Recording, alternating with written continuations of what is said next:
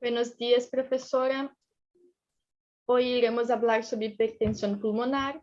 Nuestro grupo es Carla, Luisa, Mike y Osiara. Estudiamos en Universidad Central del Paraguay no curso de Medicina. Hablaremos sobre hipertensión pulmonar, sintomas, grupos, medición y vida media, causas, diagnósticos y tratamientos. Mencionamos también sus componentes, valores y características con desarrollo claro y preciso, conteniendo ilustraciones para una fácil comprensión del lector. O que seria a hipertensão pulmonar? A hipertensão pulmonar é o conjunto de alterações que dificultam o passo do sangue por las arterias e venas pulmonares. Se define com aumento em la pressão arterial pulmonar média ou maior de 25 em repouso calculado em cateterismo cardíaco derecho. Este processo pode sobrecarregar o coração e provocar cansaços e desmaios.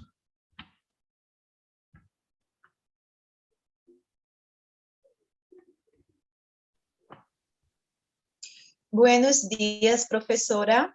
Mi nombre es Carla. Hablaré un poco sobre los síntomas de la hipertensión pulmonar. Entonces, los principales síntomas son dificuldade para respirar, fadiga, pulso rápido, desmaios, inchaço de pernas, tobilhos e estômago, coloração diferentes em lábios e pele, em tom azulado. Então, esses são os principais sintomas.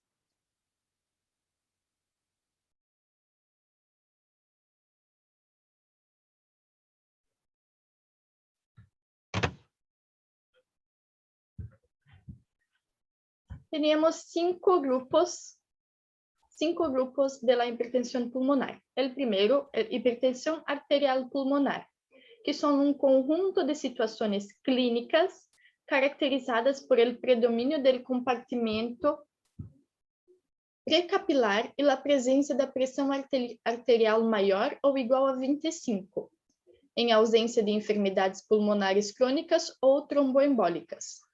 O segundo grupo é a hipertensão pulmonar associada à enfermidade cardíaca esquerda. É a causa mais frequente de hipertensão pulmonar. A insuficiência cardíaca é uma enfermidade grave e comum em los países ocidentais. E em 44% de los casos, a fração e eyección del ventrículo izquierdo é normal. A insuficiência cardíaca se produzem por disfunções diastólicas e se acompanha de hipertensão pulmonar, rasta em 83% de los pacientes. O grupo 3, hipertensão pulmonar associada à enfermidade respiratória ou à hipoxemia. É uma enfermidade avançada de la hipertensão pulmonar e é muito prevalente a combinação de fibroses pulmonares e enfisemas, conlleva uma prevalência maior da hipertensão pulmonar. Neste grupo, podemos classificar a los pacientes que têm relação direta com alguma enfermidade respiratória, relacionada com o sueño, hipoventilação alveolar, exposição crônica, grandes altitudes. Hasta el 50% de los pacientes desse grupo desarrollam hipertensão pulmonar. No grupo 4, hipertensão pulmonar tromboembólica crônica, se caracteriza por la persistência de tromboembolias em forma de tejido organizado que obstruem a artéria pulmonares. A consequência é aumento de resistência vascular pulmonar que produzem hipertensão pulmonar e insuficiência cardíaca direita progressiva. O último grupo, o grupo 5, é hipertensão pulmonar de mecanismos pouco claros ou multifactoriais. A característica básica deste grupo é a etiologia. Tiene mecanismos de desarrollo de hipertensão pulmonar diferente de la par. Este grupo inclui enfermedades hematológicas, sarcoides, mediastinitis, fibrosantes, histocitose celular, Langerhans e entre outros.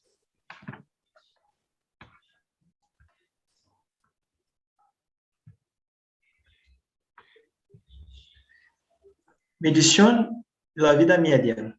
La circulación pulmonar y sistémica tiene la misma estructura arterial, pero la circulación pulmonar es sistema de alta distensibilidad, ya que tiene alto flujo y baja presión. Normalmente, la presión arterial pulmonar es 1/5 de la presión arterial sistémica.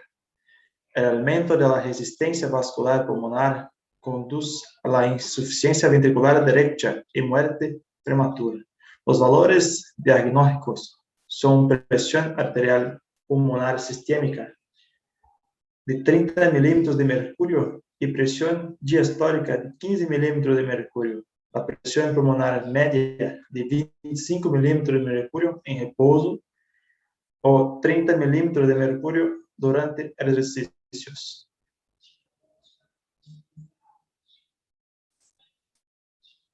Pero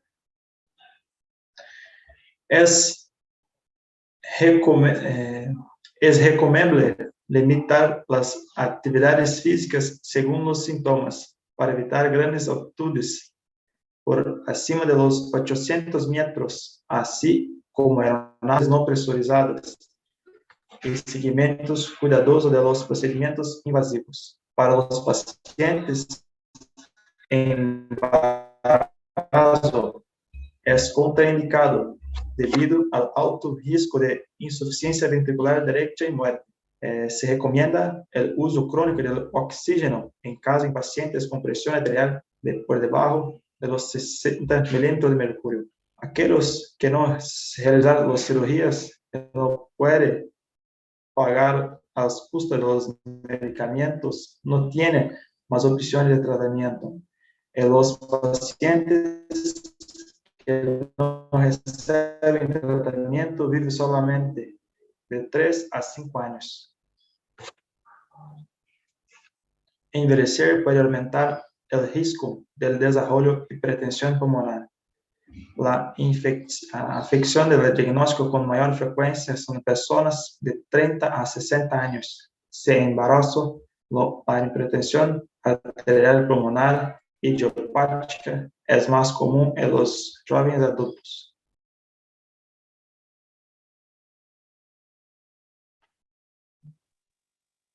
Las causas. Las principales causas son enfermedades autoinmunitarias que dañan los pulmones, como esclerodermia o artrites reumáticas, anomalías congênitas del corazón, coágulos sanguíneos en pulmón, conocido como embolia pulmonar, insuficiencia cardíaca, enfermedad de las válvulas y también infección por VIH, entre otros.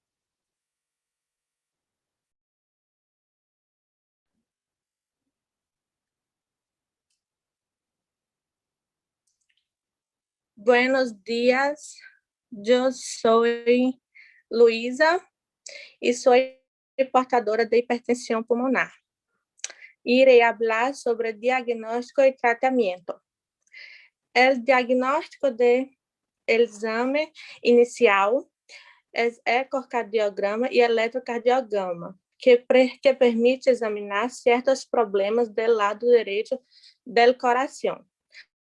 La radiografia de tórax também ajuda en el diagnóstico.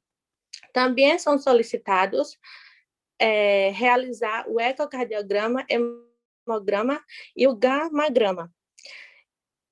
Pero para ter um diagnóstico definitivo, é necessário o cateterismo do lado direito do coração, que é a introdução de um tubo através de uma vena ou artéria do braço à altura do codo, que é a técnica braquial, ou de la muñeca, que é a técnica radial, ou em uma perna, que é a técnica femoral, até o lado direito do coração para medir a pressão arterial em ventrículo direito e a artéria pulmonar.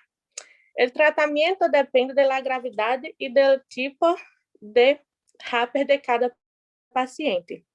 El tratamiento suele ser para aliviar los síntomas, como medicamentos que dilatan los vasos sanguíneos, que son vasodilatadores, bloqueadores de calcio e antihipertensivo ou oxigenoterapia. Em alguns casos, para prevenir ou tratar complicações, se utilizam anticoagulantes e transplantes de pulmão. Pero el trasplante de pulmão só se pode utilizar em pessoas com hipertensão em etapa grave, que estão lo suficiente sano para suportar as possíveis consequências e dificuldades relacionadas com os procedimentos e em pacientes que não têm outros tipos de tratamento.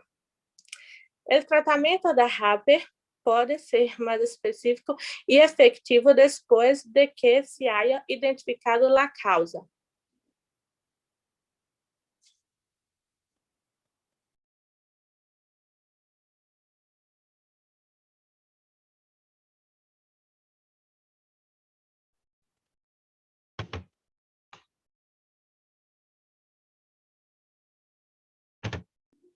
Estas são nossas referências. E seria isso. Muitas graças.